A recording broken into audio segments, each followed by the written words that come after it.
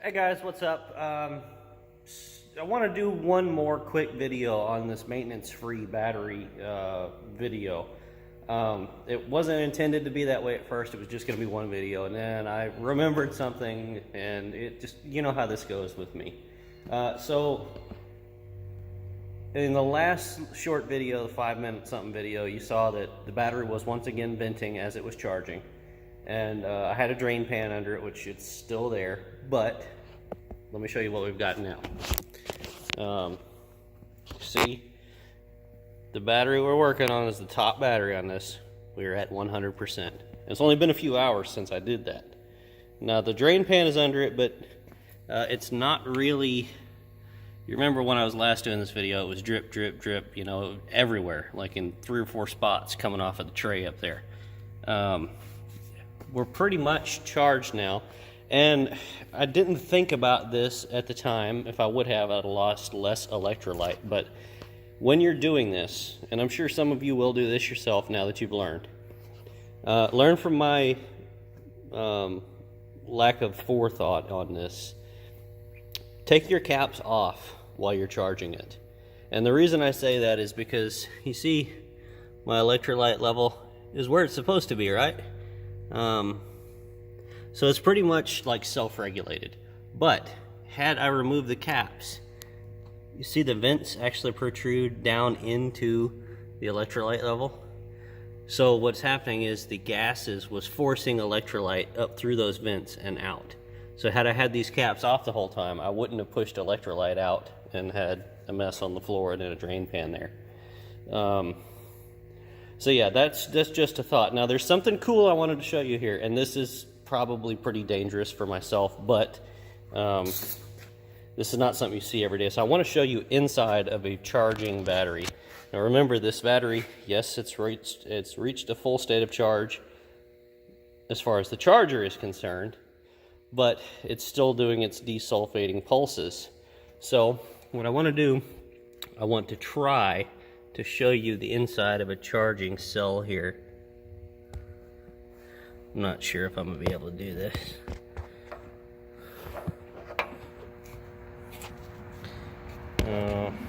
Yeah, I don't know. Okay, you can see the plates there. So that's pretty cool, huh? Now, a couple of minutes ago, the reason I started this video was because you could actually see a lot of bubbling going on in there.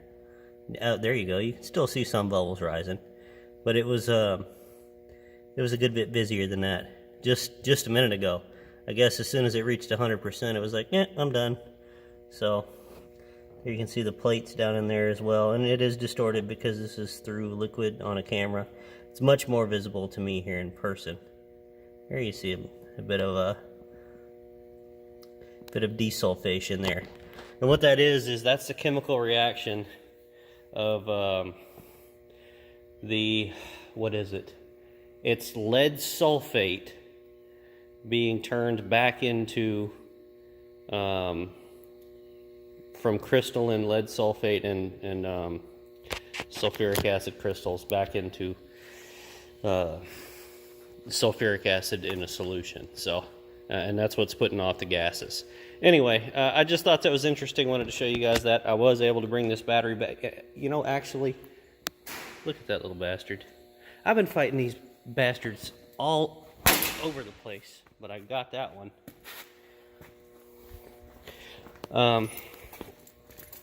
Where did I put my hydrometer? I want to check it with my battery hydrometer to see how it came out. Since I've got you here, I don't think I put it. No, I didn't put it back in here. Here we go again. I probably was looking at it. Where are you? Yep, there it is. I knew it was right here. Okay, so what we're going to do now, I need to get better access to the battery. So we're going to unplug the charger at its source. Back over here.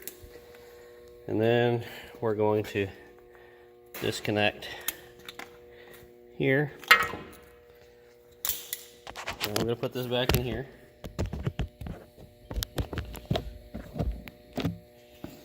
And where's my, yep, my face.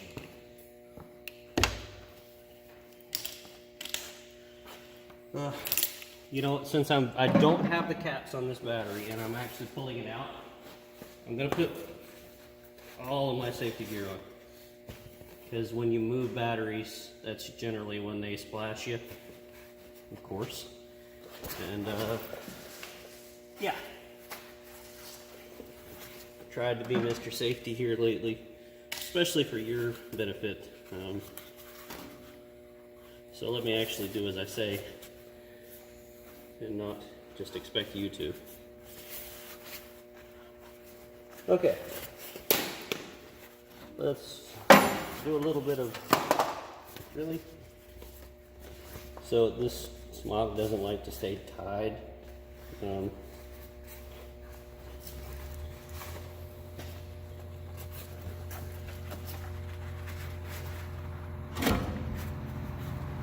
If I got acid on my hand, just that easy.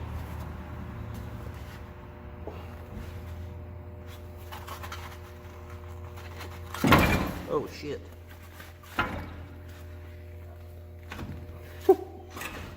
Wow. I didn't even lose any acid. I don't know how that's possible, but I didn't. Because the battery fell like sideways through the middle of the tray. Had I been thinking about doing this earlier, I'd have been much more prepared. But if you haven't noticed, near the time that you've been watching my videos, a lot of things I do are kind of a afterthought or a poorly formulated plan. So, let's check our levels. Now, if you remember from the first video, this was the best charged out of them all. So let's see what we got here now.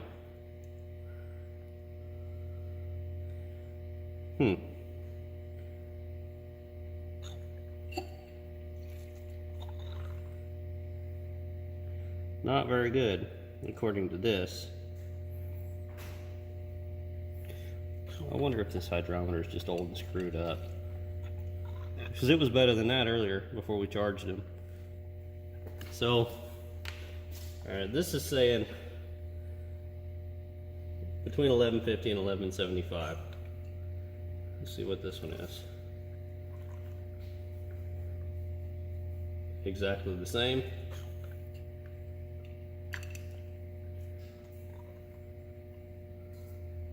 Same.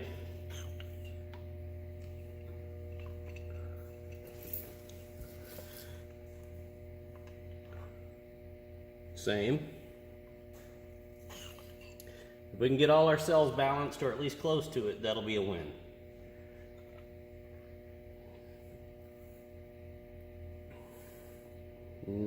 Still 1125 there. Let's try that again.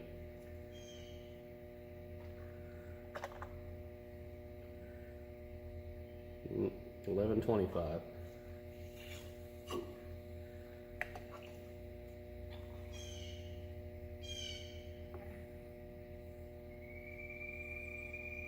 Mm, 1150. So our cells are way closer to being balanced.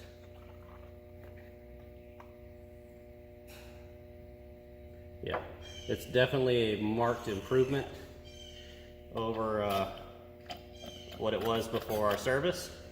So what that tells me is we've got a little bit of a we've got kind of a little bit of a false positive going on from the charger. And what it is, that charger, when it gets kind of close to where it wants to be, it will bounce back and forth a bit from, you know, like 75 to 150 to 75, something like that. And I described that before. So what's probably happening is it just hit 100 and it's not, oh shit. It's not fully prepared to be at 100 yet. So that's why the cells aren't really completely balanced out. Don't know why it's giving me kind of an across the board low reading. Because remember, some of the cells on this end were up in the blue in the 1200 range before. But like I said, as long as it's balancing itself out, that's good news. So, you know, charging it for quite a while, or maybe overnight again, perhaps on just with this small charger may finish it out, may get it where it needs to be, or I may have to do I may have to cycle it at a high amp, like let the truck run for a while. Once again, we're connecting the charger leads before we connect power. And we're going to plug the charger back in.